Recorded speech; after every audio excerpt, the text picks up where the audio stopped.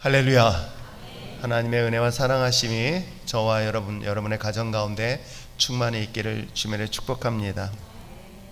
그리고 태어나자마자 처음 하나님 앞에 예배드리는 우리 신기네 가정에 태어난 우리 둘째 아이에게도 하나님의 은혜가 있기를 원합니다.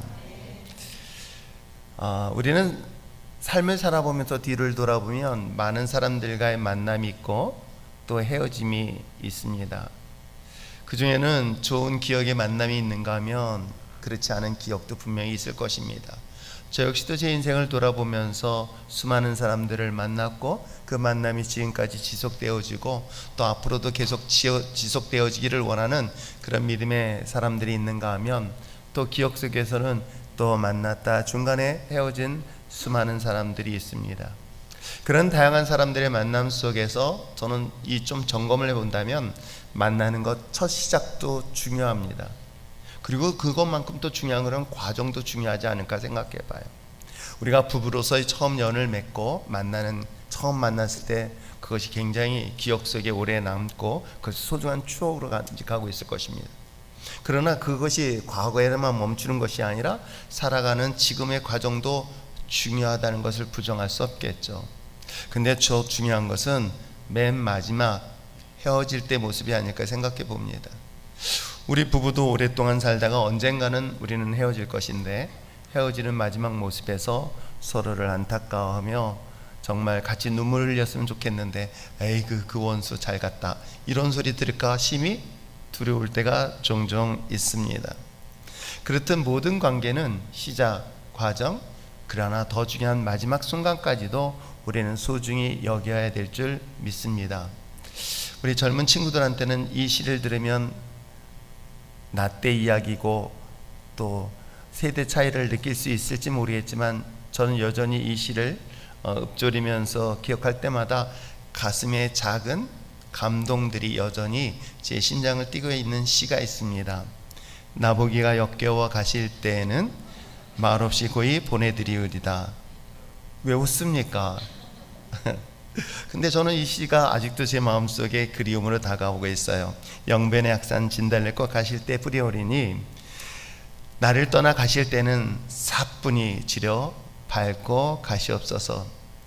아마 여러분 잘 알고 있는 김소울님의 진달래꽃일 것입니다.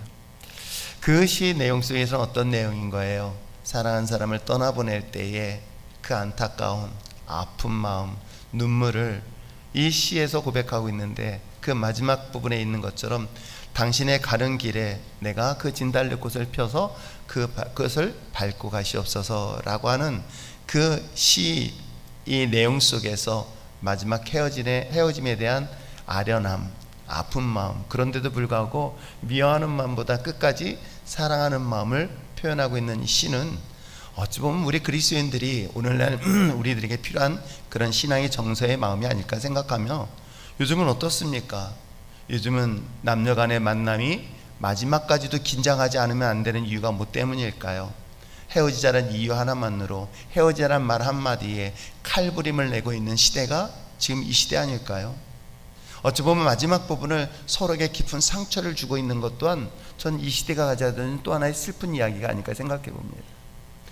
친구를 만나서 원수가 되어지고 사랑하는 연인이 나중에 헤어질 때는 원수보다 더 못한 사이가 되어지고 있을 때에 저는 이 진달래꽃을 이 시를 든 이 김소울님의 시가 어찌 보면 여전히 우리 마음속에 과거의 기억 속에서의 그리움으로 남는 것이 아니라 그리스도인이라고 한다면 최소한 하나님을 믿는 자녀라고 한다면 이런 마음은 끝까지 유지해야 되는 것은 아닐까를 잠시 생각해 봤습니다. 그래서 마지막 진짜 우정은 우리는 마지막 모습을 통해서 알 수 있지 않을까 생각을 하게 됩니다. 그것은 비단 인간과의 관계뿐만 아니라 저는 신앙도 마찬가지라고 생각해요. 저는 신앙은 의리하고 통한다고 생각합니다. 그 신앙은 신의하고도 같은 것이고 그리고 마침내 의리를 지켜내는 것, 그건 하나님과 나와의 관계도 마찬가지일 것이겠죠. 하나님과의 관계도 처음 시작 과정, 그러나 혹시라도 하나님과의 갈등이 있었을 때 끝까지 의리를 지켜내는 것, 그것이 우리들에게 필요한 것처럼 우리 신앙의 공동체 안에서는 더더욱 필요하지 않을까 생각을 감히 해봅니다. 어떠한 상황에서도 진정성이 변하지 않는 것, 어떤 상황 속에서도 진실과 진심이 변하지 않는 것, 이것이 바로 모든 삶의 영역에서도 포함되지는 않을까요? 부부의 관계도 마찬가지고, 부모와의 자녀의 관계도 마찬가지고, 남남으로 만난 우정의 관계도 마찬가지며, 연인의 관계도 마찬가지고, 교회와 성도의 관계도 저는 마찬가지라고 믿습니다. 아무리 세상 속에 이기적인 상황이 당연한 것처럼 여기는 시대를 산다 할지라도 최소한 우리가 지켜야 될 마지막 가치, 핵심적 가치만큼은 절대로 포기하지 않는 그런 저와 여러분 되시기를 부탁드립니다. 우리가 에스라의 말씀을 통해서 우리가 이 시대를 살펴보고 있습니다. 특별히 올 한 해 에스라를 선택한 것은 요한복음에 이어서 사도행전을 살펴봤습니다. 하나님의 나라에 대하여 그들이 구체적으로 봤던 것은 사도행전을 통해서 하나님의 나라의 확장이었던 것이죠. 그러면서 하나님의 나라인 교회가 세워지면서 그 교회가 교회되어지고, 교회가 이 시대의 가장 모범적인 모습이 무엇일까? 그것은 교회를 세우고 그 교회가 하나님 앞에 온전하게 예배의 회복의 역사가 일어나는 것이 교회가 가져야 될 핵심 가치라는 것을 우리 에스라를 통해서 다시 한번 점검하고, 오늘날 우리들의 신앙과 믿음도 마찬가지 아닐까 생각해 봅니다. 어떤 환경과 상황 속에 있을지라도 여러분의 가장 핵심적인 가치인 예배만큼은 어떤 것도 타협하지 않냐고 나갈 수 있는 저와 여러분 되시기를 다시 한번 주님의 이름으로 부탁드립니다. 그래서 지난주 3장의 말씀에서는 하나님의 성전이 건축되던 순간 수많은 사람들이 기쁨의 환호성을 부르며 감격하여 하나님을 찬양했던 이야기를 살펴봤습니다. 또 그런 가운데서도 신앙의 원로들, 또 지도자들은 마음 한켠에 아련함이 있었고 애통하는 마음이 있었습니다. 오늘 우리는 포로로도 다시 귀환을 해서 예루살렘 그 하나님의 땅에서 하나님의 성전을 건축할 수 있는 기쁨을 누리고 있지만, 여전히 이 바벨론, 이 페르시아에 포로로 묶여 있어서 자신의 고향으로 돌아오지 못하는 수많은 이웃들, 동포들, 동족들에 대한 그 안타까운 마음을 가지고 눈물 흘렸던 이야기들을 지난 시간 살펴봤습니다. 자, 그렇다면 오늘 본문은 어떤 이야기일까요? 하나님의 성전을 건축하는 과정에 시작되었을 때에 여러분, 이때 등장하는 일들이 있습니다. 그게 뭘까요? 방해하는 요소들인 거예요. 어찌 보면 우리 신앙생활도 마찬가지 아닐까 생각해 봅니다. 아침에 내가 교회를 가야 되겠다라고 결단했습니다. 그런데 아침에 너무나 방해하는 요소들이 의외로 되게 많아요. 이제 교회를 나오겠다고 처음 마음을 먹었는데 이 방해되어지고, 또 그 방해되는 요소로 인하여 그 하나님 앞에 예배 드려갔다는 그 마음을 잠시 동안 내려놓게 하는 일들 얼마나 많은지 모릅니다. 그러나 그런 과정들을 극복하고 나왔는데도 불구하고 여러분, 끊임없이 하나님 앞에 더 가까이 나가고, 또한 신앙이라는 것, 믿음이 성장할수록 얼마나 많은 방해 요소들이 있는지 오늘 성경의 이야기도, 본문의 이야기도 바로 이런 이야기를 하고 있습니다. 예배를 드리는 것, 하나님 몸된 성전을 새롭게 세워나가는 데 있어서 계속되어지는 핍박 내지는 방해, 내지는 시험들의 요소들의 이야기들이 오늘 성경을 통해서 이야기를 하고 있기에, 사랑하는 성도 여러분, 나와 하나님의 관계 속에서 방해하는 수많은 요소들을 정확히 분별하고 이것을 극복하고 이겨내는 저와 여러분 되시기를 부탁드립니다. 짧은 인생을 살아봤지만 저 역시도 인생을 돌아보면 우리 청년들에게 조언해 줄 수 있습니다. 아니, 여러분 앞으로 인생을 살아갈 만한 사람들한테도 그런 조언을 할 수 있습니다. 어떤 조언이요? 앞으로 우리는 인생에 크고 작은 수많은 장애물을 만날 것이다. 그것은 나이가 들던 아니면 젊은이든 다 똑같을 것입니다. 그런데 젊은 시절에는 그것을 몸으로 부딪혔고, 몸으로 부딪히면서 쓰러지고 넘어졌었던 수많은 실패의 경험들은 우리가 인생을 살아본 수많은 어른들은 다 경험해 봤을 것입니다. 그러기에 감히 젊은 청년들에게 조언할 수 있는 것은 무엇일까요? 그런 위기, 그런 상황의 시험들, 그런 방해 요소들 분명히 있을 것이다.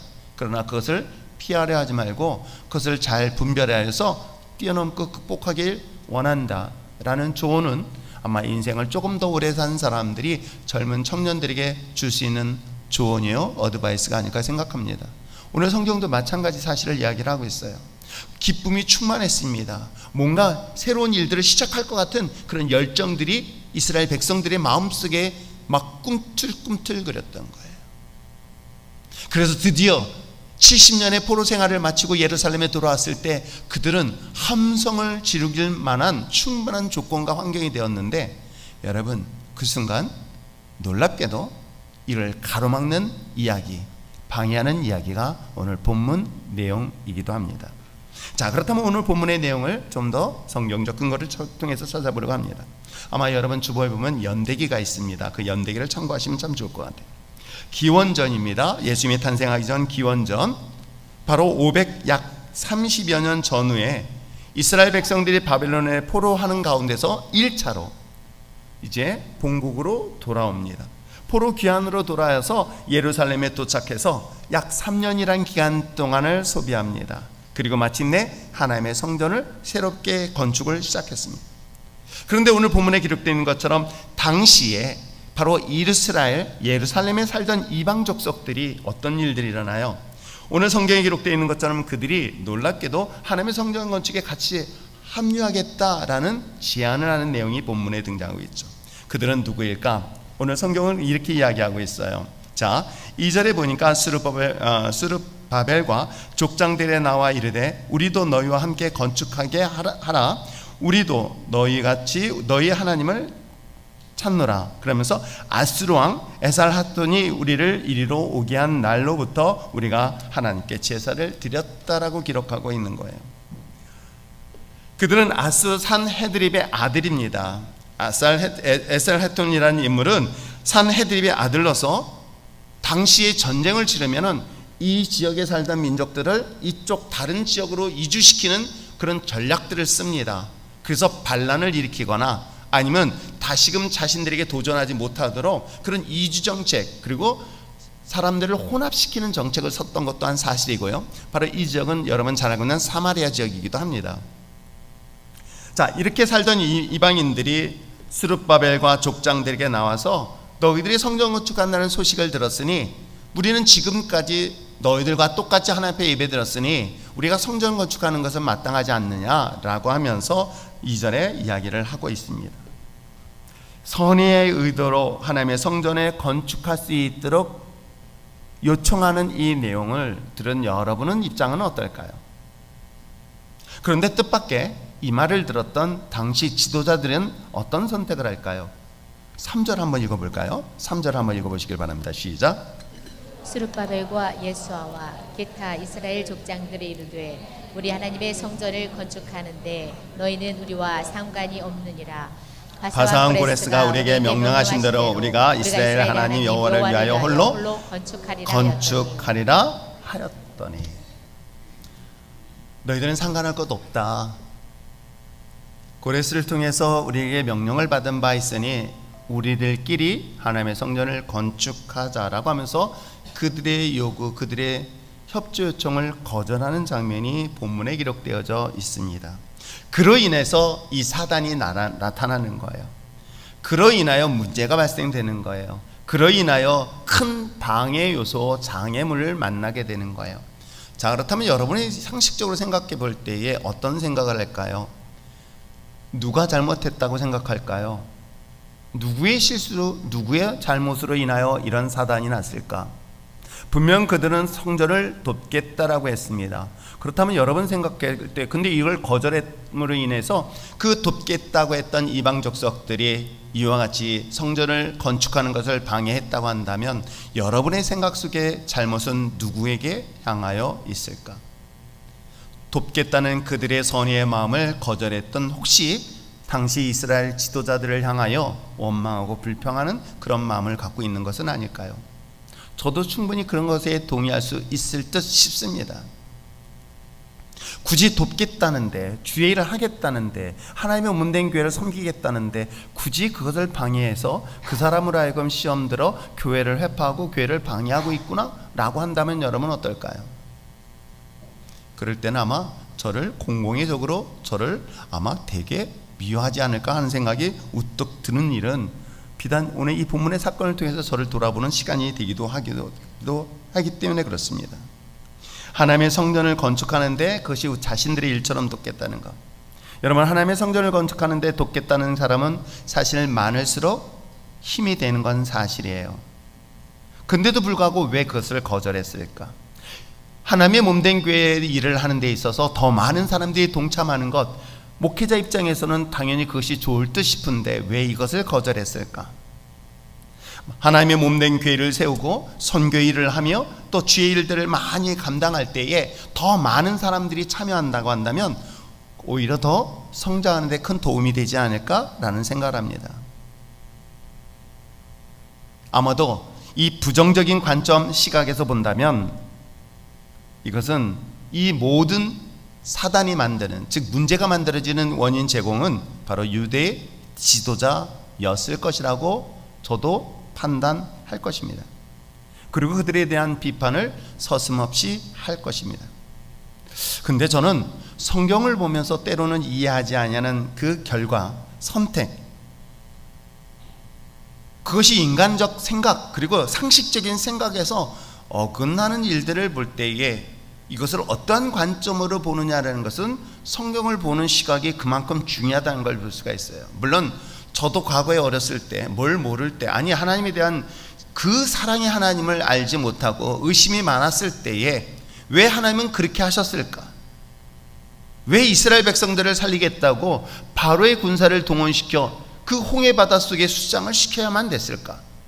굳이 꼭 바닷속에 집어넣지 말고 그냥 잠시 협박하면서 그들의 생명은 좀 살려주면 얼마나 좋을까? 아니 그 얼마 되지 않은 거 훔쳤다고 해서 땅을 갈라서 그 아간의 가족들을 몰살시키는 그 하나님을 저는 상식적으로 이해하지 못했던, 그래서 그로 인하여 하나님을 원망하고 불평했던 그런 순간도 분명히 있었습니다. 그런 하나님에 대한 절대적 무호를 믿지 못했기 때문이 아닐까 생각합니다. 성경의 완전함 그리고 성경의 모함을 믿지 못했기 때문이 아닐까를 제가 시간이 지나고 성경을 새롭게 보면서 깨닫게 된 이야기이기도 합니다. 완전하신 하나님의 섭리를 믿는다고 한다면 오히려 부정적인 시각보다는 긍정적인 시각 그리고 이해하려는 자세가 무엇보다도 필요하지 않을까 하면서 성경을 보게 됩니다. 즉 이 선택에 있어서 때로는 내 머리로 내 상식적으로 이해가 되지는 않습니다. 그런데도 불구하고 내가 이 사건에 대하여 이 문제를 원인을 제공한 사람들에 하여 이해하는 관점, 긍정적인 관점으로 문제를 보느냐, 사람을 보느냐, 상황을 보느냐, 아니면 부정적인 관점에서 그 상황과 모든 것들을 이해하기를 거부하면서 보느냐에 따라서 해석은 정말 달라진다는 것 여러분 잊지 마시기를 부탁드립니다. 그것이 우리들의 인생의 결과도 그 결과를 가져다 주고 있기 때문에 그렇습니다. 먼저 하나님의 성전을 건축하겠다, 동참하겠다는 이방 민족에 대하여 오늘 우리가 함께 보았던 이 짧은 본문에서 주목해야 될 단어가 하나 여러분 눈에 띄지 않습니까? 성경에 기록된 그 중요한 것들 중에 하나서 이야기하고 있는 그 단어 하나가 무엇을 얘기하고 있을까요? 그들에 대한 소개예요. 어떻게 소개하고 있습니까? 1절에 사로잡혔던 자들의 자손의 이스라엘 하나님의 여호와의 성전을 건축한다 함을 유다와 베냐민의 이방 민족이 아니라 뭐라고 얘기하고 있어요? 대적들이 들었다고 얘기하고 있어요. 그 얘기는 뭐냐면 이스라엘 백성들에 대하여 협조하는 세력들이 아니라는 것을 얘기하고 있고요. 이스라엘 백성들에 대하여 협조적인 것보다는 오히려 비협조적이고 평소에 대적하였던 무리라는 것들을 이 본문의 기자가 여기서 표현하고 있는 거예요. 그 앞부분 뒷부분 등등이 거쳐서 그 땅에 살고 있는 이방 족속 그렇게 분명히 표현할 수도 있는데도 불구하고 본문의 기자는 그들을 소개하기를 뭐라고 얘기하고 있습니까? 바로 유다의 족속들을 대적했던 자들이라고 성경은 말하고 있어요. 평소에 대적했던 자들이 하나님의 성전을 건축한다 했었을 때에 어떻게 하겠습니까? 도와주겠다라고 했었을 때에 이것에 대한 거절의 이야기가 본문 내용이기도 합니다. 그는 교회와 또한 성도의 관계, 또 사람과 사람 관계도 마찬가지 아닐까 생각해 봐요. 과연 긍정적이고 또는 협조적인 관계인가 아니면 부정적이고 비협조적인 관계냐, 이것은 우리가 하나님을 하는 데 있어서 상당히 중요한 부분이라는 것 잊지 마시기를 부탁드립니다.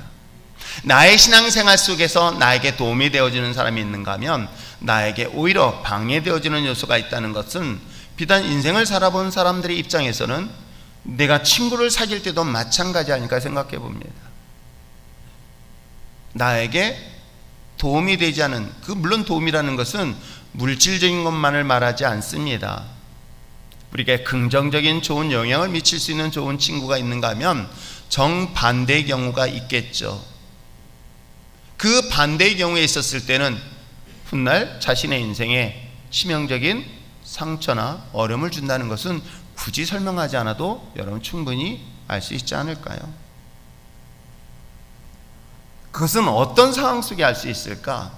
과연 이 사람이 내 인생에서 협조적이고 긍정적이며 나에게 큰 힘이 되어줄 사람인가, 그렇지 않은 사람인가를 어떤 결과를 가져줄 때 알까요? 저는 그 마지막 그 사람들이 선택하는 순간을 통해서 알 수 있지 않을까요? 모든 관계는 어려움을 만날 때 알 수 있습니다. 위기를 만날 때 알 수 있습니다. 시험적 상황이 만났을 때 비로소 그 사람이 진짜 모습을 볼 수가 있게 되는 것이겠죠. 좋을 때는 얼마든지 좋은 친구라고 생각하면서만 주변의 사람들이 붙을 수 있어요. 그러나 내 인생에서 큰 위기를 만나고 어려움을 만날 때에 그때 그 상황 속에서 어떤 역할을 하느냐에 따라서 결과는 정말 다르겠죠. 전 부부관계도 마찬가지라 생각합니다. IMF로 인하여 큰 위기의 경제적 위기의 상황 속에서 우리나라는 급격하게 이혼율이 높았다고 합니다. 그런데도 불구하고 크리스찬 가정 속에서는 이혼율이 적은 이유를 데이터 삼은 이유가 뭐 때문인지 아십니까? 왜 그럴 때 신앙이라는 것이 얼마나 중요하고 왜 그럴 때 사랑이라는 것이 왜 가치 있게 여겨지는가? 그런 위기를 만날 때였습니다. 목회하는 짧은 기간에서도 여러분의 가정을 바라보면서 그래도 희망을 가질 수 있고 희망 속에서 기도할 수 있었던 것은 어려움을 만날 때였습니다. 고난을 만났을 때였습니다. 핍박을 받는 상황이 있었을 때였습니다. 환경과 상황으로 인해 큰 어려움을 만날 때에 오히려 서로를 위로하고 서로를 위하여 기도하며 서로에게 힘이 되어주는 그런 가정은 희망이 보여요. 그런데 너 탓이다, 네 탓이다 라고 하면서 원망하고 불평하며 상대방을 원수처럼 여기는 그 가정은 여러분 굳이 설명하지 않아도 그 가정의 결과를 충분히 알 수 있겠죠. 오늘 본문의 기자가 이야기하고 있는 것처럼 유다의 대적자들이 이와 같이 좋은 마음을 가지고 하나님의 성전을 건축하겠다, 거기에 협조하겠다고 했었을 때, 거절했을 때 그들이 나타난 반응을 한번 주목해 보시기를 바랍니다. 그래, 이런 방법으로 만약에 상대방이 거절을 한다면 난 또 다른 방법으로 도울 수 있는 방법이 무엇이 있을까라고 할 것입니다. 목회하는 현장에서도 마찬가지입니다. 때에 따라서는 여러분들이 어떤 일을 도와주고 싶은데 그것을 거절할 때가 있습니다. 거부할 때도 있어요. 그것이 불편하게 느껴졌을 때. 그랬었을 때는 그래, 그럼 또 다른 방법으로 도와줘야 되겠다. 어떻게? 간접적인 방법들, 내가 아닌 또 다른 누군가를 통해서, 누군가의 손을 통해서 돕는 방법도 찾아낼 수 있을 것입니다. 정이 안 된다면 그를 위하여 기도하는 방법도 있을 것입니다. 등등등 어떤 상황 속에 거절을 당했을 때 그 사람을 돕겠다 하는 다양한 방법이 있지 않을까요? 자녀들과 부모의 관계도 마찬가지인 것 같아요. 아빠가 뭐 도와줄 거 없어? 그러면 싫어 라면서 요즘 아이들은 아주 강력하게 거절하지만 이게 좀 머리 크면은 그때부터는 무조건 도와달라 그래요. 그래서 함부로 말 못합니다. 아빠가 뭘 도와줄까? 이 소리 못합니다. 그러면 진짜 말할까봐. 그런데 사춘기 막 접어든 아이들을 어떻습니까? 평소에 문 열어놓은 아이들이 문을 확 닫아버리죠. 아빠는 도와주고 싶은 거예요. 어떻게든 도와주고 싶어서 너 필요한 거 뭐 없니? 라고 할 때마다 냉혹할 정도로 거절을 하죠. 필요 없어요. 그랬더니 그 아버지가 그 아이에 대한 미워하는 마음이 커가지고 이놈 새끼 집에서 내쫓겠다. 그렇지 않아요. 어떻게 해서든 도와주고 싶어서 엄마를 통해서 아니면 친구를 통해서 이 아이를 돕겠다 하는 그 마음은 부모와 자녀의 관계를 통해서, 그 상황을 통해서 알 수가 있는 것이겠죠. 저는 사람과의 관계도 마찬가지고 하나님과 관계도 마찬가지고 교회와 성도의 관계도 마찬가지며 오늘 본문의 상황 속에서 똑같은 상황을 우리가 충분히 찾아볼 수 있었던 거예요. 하나님의 성전을 건축하기 위하여 준비했던 이스라엘 백성들, 그 땅에 살고 있었던 이미 있었던 사람들이 자신들이 돕겠다 했었을 때 아주 냉정하게 거절합니다. 이건 자신들이 홀로 할 수 있습니다. 또 이곳에 보낸 고레스의 왕에도 우리 스스로가 하라고 분명히 명령했기에 난 명령을 따를 수밖에 없습니다라고 했었을 때, 그랬었을 때 자신들이 정말 성전 건축에 대한 소망과 마음이 있다고 한다면 어떤 방법으로 협조할 것인가를 선택하지는 않았을까요? 그런데 그들은 아주 본문에 기록된 것처럼 세 가지 방법을 통해서 이스라엘 백성들의 성전 건축을 방해하고 있는 것을 볼 수가 있습니다. 어떤 방법을 선택할까요? 저는 본문을 보면서 또 한편으로는 우리가 교회를 세우고 또 성교회를 하며 하나님의 성전을 세우는 데 있어서 대적하는, 방해하는 수많은 세력들이 있습니다. 물론 그것은 영적인 세력들이에요. 그 영적인 세력들을, 이 시대를 잘 분별하지 않으면 우리는 하나님이 주신 거룩한 마음들을 포기하거나 아니면 그 가로막는 역할에 그들의 전략에 빠질 수 있다는 것 잊지 마시고요. 언제나 깨어있어 하나님의 선하신 일에 끝까지 쓰임받는 저와 여러분 되시길 다시 한번 주님의 이름으로 부탁드립니다. 자, 그렇다면 대적자들이 하나님의 성전을 건축하는 그 방법, 전략들, 최소한 그들의 전략 정도는 우리가 알아야 되는데 첫 번째 어떤 방법을 쓰고 있을까요? 오늘 본문에 기록되어 있는 것처럼 백성들의 마음의 사기를 꺾어버려요. 의욕을 떨어뜨린다는 것이겠죠. 마치 그것은 이스라엘 백성들이 골리앗 앞에 서 있는 그 수많은 군사들이 골리앗이란 그 엄청난 장수 앞에서 그들은 사기가 죽은 거예요. 두려웠던 거예요. 이스라엘 백성들이 약속한 가나안 땅에 정탐꾼들을 보냈습니다. 그 땅을 바라보고 그들에 대한 두려움이 백성들에게 보고할 때 수많은 그 설렘을 가졌던 다수의 이스라엘 백성들은 간담을 서늘케 하여 의욕을 잃게 하죠. 사기를 떨어뜨리게 한다는 것이죠. 오늘도 본문을 그렇게 이야기하고 있습니다. 자, 4절 말씀 한번 읽어볼까요? 4절 또 한번 읽겠습니다. 시작. 이로부터 그 땅 백성이 유다 백성의 손을 약하게 하여 그 건축을 방해하되. 여기서 이야기하고 있는 유다 백성의 손을 약하게 하였다라고 하는 것은 오늘 본문의 원문에는 이렇게 이야기하고 있어요. 그 땅 백성은 성전 짓는 것을 방해하여 유다 백성의 사기를 떨어뜨렸다. 이게 직역인 거예요. 그러니까 손의 힘을 약하게 했다라는 것은 그들의 사기를 떨어뜨렸다. 의욕을 떨어뜨렸다. 하고자 하는 그 열정과 열망을 쉽게 만들었다라고 성경은 기록되어져 있습니다. 하나님의 성전, 교회를 세우고 하나님 일을 할 때에 시작되었던 그 열정, 그 기쁨, 그 소망을 순간 떨어뜨리게 만들고 있다고 이야기하고 있어요. 하나님의 사명 복음을 듣고 가슴을 설레이며 뛰었던 그들, 그것이 아마 이스라엘 백성들이 3장에 줬던 첫 번째 마음이었을 것입니다. 그런데 그들은 어떡하십니까? 두 번째 마음을 가져다 주죠. 그런 의욕을 의심으로 바꿉니다. 근심으로 바꾸고요, 염려로 바꾸게 합니다. 3장에서 처음 하나님의 성전을 건축하기 시작할 때 불었던 그 함성, 기뻐 춤을 췄던 이스라엘 백성들의 그 기쁨. 그러나 대적가들은 그들의 마음을 빼앗습니다. 손의 힘을 약하게 했습니다. 사기를 떨어뜨렸습니다. 그것이 성전 건축을 하는 데 있어서 그 열정을 쉽게 만들었던 거예요. 그것은 오늘 우리들의 신앙도 마찬가지 아닐까 생각하고요, 우리의 삶도 마찬가지 아닐까 생각해봐요. 의욕적으로 삶을 살아내기 위하여 시작을 했습니다. 그러나 현실은 어떻습니까? 상황은 어떻습니까? 우리가 기대하는 것만큼 경제적인 환경과 상황이 그렇게 쉽지 않습니다. 처음에 시작할 때 뭔가 이루어질 것 같은 소망을 가지고 시작합니다. 기대라는 마음을 가지고 시작합니다. 은혜라는 마음을 가지고 출발을 합니다. 하나님이 내게 응답하셨고 내게 확신하셨고 그러기에 그 뜨거운 열정과 마음을 가지고 출발을 했습니다. 그러나 현실은 어떻습니까? 상황은 어떻습니까? 순탄할 것 같지만 오히려 더 많은 장애물들이 우리의 의욕을 허물어뜨려요. 그럴 때 어떻게 하겠습니까? 지금 이런 방법으로 이야기를 하고 있는 거예요. 이런 상황에 만들고 있는 거예요.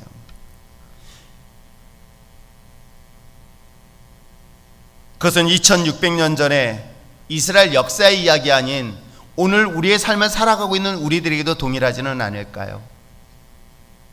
하나님이 여러분과 함께 하심을 믿습니까?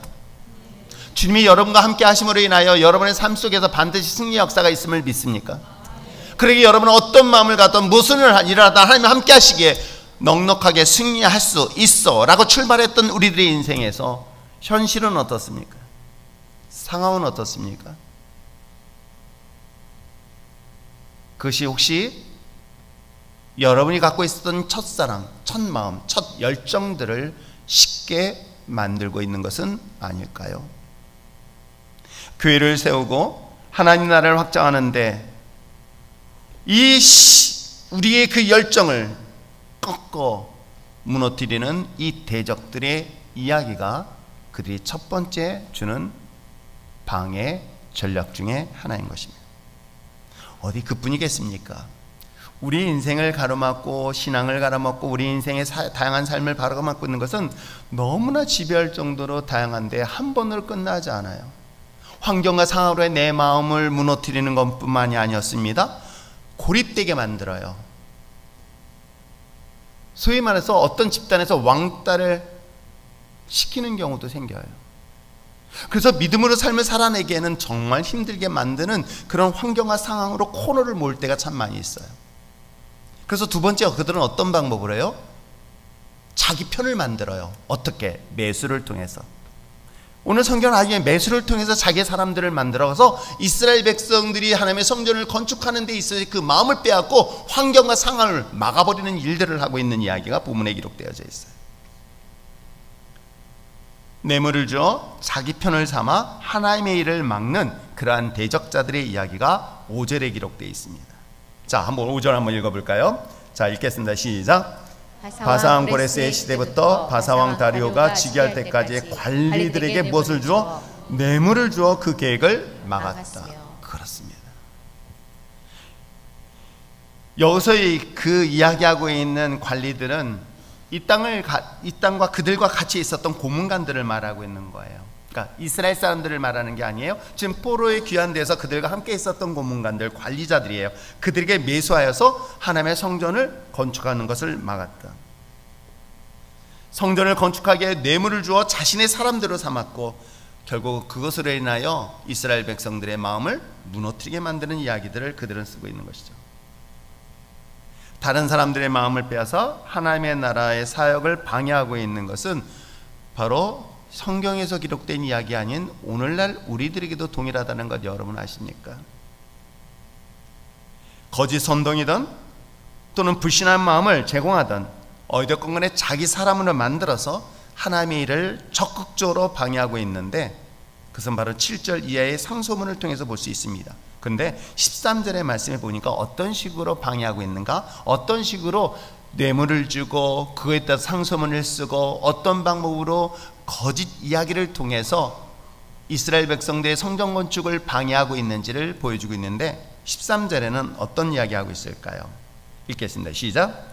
이제 왕은 아시옵소서. 만일 이 성읍을 건축하고 그 성곽을 완성하면 저 무리가 다시 조공과 관세와 통행세를 바치지 아니하리니 결국 왕들에게 손해가 라고 얘기하고 있는 거예요. 하나님의 성전을 건축하게 되어지면 왕이요 지금까지 이스라엘 백성들이 받았던 그 조공들, 그 세금들을 더 이상 받지 못할 것입니다 라고 얘기를 하고 있어요. 어디 그뿐이겠습니까? 그들을 반란의 세력으로 만들어버려요. 그것이 바로 15절에 나와 있어요. 왕은 조상들의 사기를, 여기는 사기라는 건 역사를, 지나온 역사들을 살펴보시면 그 역사에서 이 성읍은 패역한 성읍이라 예로부터 그 중에서 항상 못한 반역하는 일을 행하였다라고 기록하고 있는 거예요.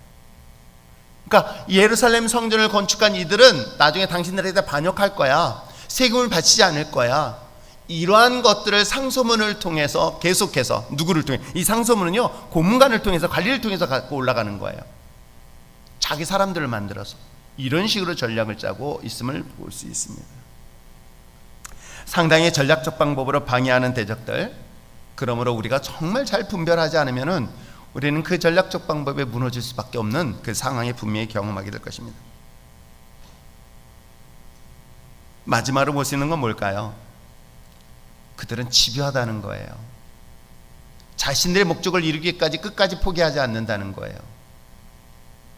그래서 결국은 우리가 갖고 있는 그 신앙의 좋은 열정들, 그런 것들을 무너뜨릴 때까지 계속해서 공격한다는 것 잊지 마시길 바랍니다.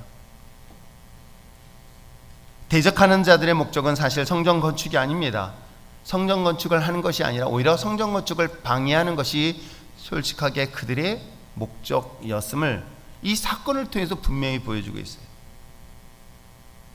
내가 못하면 너희들 못해. 이러한 논리로 성전을 파괴하고 있는 것을 볼 수 있어요.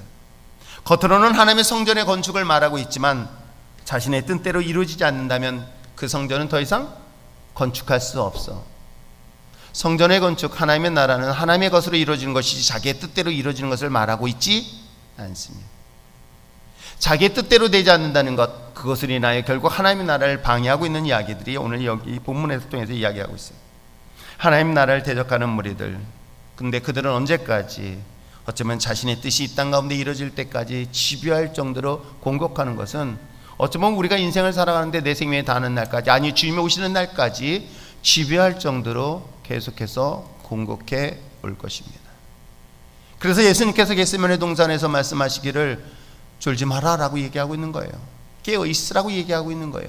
내가 생명이 닿는 날까지 깨어 있어 하나님의 거룩한 나라를 완성시키고 하나님의 거룩한 나라의 백성이 사명을 감당하는 것을 가로막고 있는, 무너뜨리게 만드는 이 사단의 세력 앞에 끝까지 굴복하지 말라고 얘기하는 것이 본문이 우리에게 주는 교훈은 아닐까요? 그래서 5절에서 앞부분에 등장하는 이방인들의 왕이 나오죠. 오늘 바사왕 고레스의 시대부터 바사왕 다리오가 즉위할 때까지, 그리고 더 나아가서 그로부터 시작해서 6절에 뭐라고 얘기하고 있습니까? 아하수에로가 즉위할 때까지, 이 기간은 약 14년이라는 기간이에요. 그러니까 14년이라는 기간 동안에 집요할 정도로 하나님의 성전을 건축하는 것을 방해하다가 마지막 24절에 뭐라고 얘기하고 있습니까? 다리오 제2년에 중단되었다라고 알고 있습니다. 그들은 끝까지 포기하지 않고 있는 그런 모습들을 보게 되어지죠. 사랑하는 성도 여러분, 왜 그리스도인들이 예배의 소중함을 다시 한번 우리에게 알려주고 있는가? 어쩌면 여러분 자신이 하나님의 거룩한 성전이며 그 성전을 세워나가고 또는 여러분의 가정이 여러분의 성전으로서 역할을 감당하기 위하여 왜 우리가 수고를 해야 되며, 그것이 모인 이 율전교회 뿐만 아니라 하나님의 거룩한 나라가 확장되어지는데 우리가 끝까지 방해하는 그 세력부터 이겨내야 되는 것. 여러분, 가정도 마찬가지 아닐까요? 가정을 누구보다도 행복하고 아름다운 가정을 만들기 위하여 서로 다른 남녀가 만나 결혼했습니다. 근데 얼마나 많은 가정들이 위기를 만나고 있습니까? 얼마나 많은 가정들을 파괴하고자 수많은 전략으로 공격을 해오는지 모릅니다. 그리고 또 어느 정도까지 집요할 정도로. 교회도 마찬가지고 또한 하나님의 거룩한 나라도 마찬가지일 것입니다. 좀 더 지혜로웠다면 처음 만날 때 분별했으면 얼마나 좋을까. 그러나 사실은 처음 만날 때는 그것을 분별하기 쉽지는 않을 것입니다. 오히려 오해하던, 시험이 들던 각종 여러 가지 사건과 이유가 있었을 때에 저는 비로소 마지막 부분의 진짜와 가짜를 구분할 수 있는 것, 오늘 우리들의 신앙도 마찬가지 아닐까 생각해 봅니다. 그리스도에서 만나는 과정 중요하지만 우리가 마지막까지 그 신앙을 지켜내는 것은 중요하다는 것을 잊지 마시길 바랍니다. 그러기에 그리스도인에게서는 악에 대하여 어떻게 선으로 끝까지 승리하며 나갈 수 있는 저와 여러분 되시기를 부탁드립니다. 상대방이 악으로 대했을 때 같이 악으로 대하는 것은 결국은 똑같은 사단의 그룹에 속할 수밖에 없다는 것. 그래서 비록 세상이 악하게 우리를 대한다 할지라도 우리는 끝까지 선으로 대할 때 그 선은 반드시 이 땅 가운데 승리하게 될 줄 믿습니다. 특별히 하나님의 나라를 세우는 데 있어서 귀하게 쓰임받는 우리 율전의 신앙 공동체가 되길 바랍니다. 그것은 여러분 자신 그리고 여러분의 가정도 하나님의 거룩한 나라라는 것 잊지 마시길 바랍니다. 그 가정을 세우는 데 있어서 얼마나 갈등의 요소들이 많이 나오는지 몰라요. 방해 요소들이 끊임없이 다가오고 있었을 때 무참하게 여러분의 가정이 전쟁터로 바꾸시겠습니까? 아니면 평화의 가정의 공동체로 만드시겠습니까? 저는 교회도 마찬가지고 가정도 마찬가지고 여러분의 인생도 마찬가지라고 생각합니다. 하나님과 나와의 관계 속에서 끊임없이 방해하는 세력들이 있습니다. 하나님과 나와의 관계에서 하나님 앞에 거룩한 자녀로서 하나님의 거룩한 나라가 완성되어지고 예배가 예배되어지고 하나님의 교회가 세워지는 그런 관계 속에서 이 방해하는 이 요소들을 주목해 보시기를 바랍니다. 그래서 우리의 싸움은 혈과 육에 대한 싸움이 아닌 눈에 보이지 않는 악한 영과의 싸움이라는 하는 이유를 여러분 잘 분별하시기를 바랍니다. 하나님 앞에 거룩한 믿음의 자녀로 삶을 살아가는 데 있어서, 아니 예배를 드리고 여러분의 가정이, 이 교회가 하나님의 기뻐하는 공동체로 세워지기 위하여 방해하는 수많은 요소들, 그것이 여러분의 의지를, 여러분의 사기를 떨어뜨리기 위하여 끊임없이 공격할 것입니다. 때로는 여러분 주변의 모든 것들을 끊어 외롭고 고독하며 고립되게 공격할 수 있습니다. 그리고 집요할 정도로 여러분들을 공격할 수 있습니다. 그럼에도 불구하고 사랑하는 성도 여러분, 하나님은 여러분과 함께 하십니다. 왜요?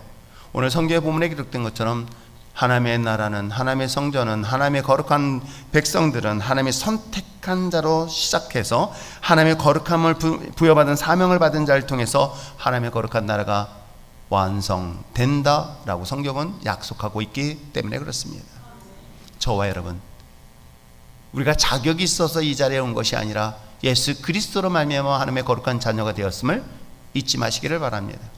이것을 끊임없이 방해하고 끊임없이 의심하고 끊임없이 우리에게 집요할 정도로 공격해오는, 그래서 하나님과 나와의 관계를, 예수 그리스도의 십자가의 죽음을 무력하게 만드는 악한 영적 싸움에서 승리하며 나갈 수 있는 저와 여러분 되시길 바랍니다. 여러분의 그 부정적인 생각이 우리들에게 들어갈 때 그것을 냉정하게 끊어내고 주님의 십자가를 주목하며 나갈 수 있는 아름다운 공동체가 되시길 바랍니다. 하나님의 거룩한 나라를 완성시키는데 정말 존귀하게 쓰임받는 아름다운 믿음의 자녀들이요 거룩한 용사들이 되어지기를 다시 한번 주님으로 축복합니다. 여러분의 개인의 삶을 통하여 거룩한 나라가, 여러분의 가정을 통하여 하나님의 거룩한 나라가, 하나님의 몸된 율전교를 통하여 거룩한 나라가 완성되어질 때까지 집요하게 공격하는 악한 영과의 싸움에서 날마다 승리하며 나가는 저와 여러분 되시기를 주님으로 축복합니다. 기도하겠습니다.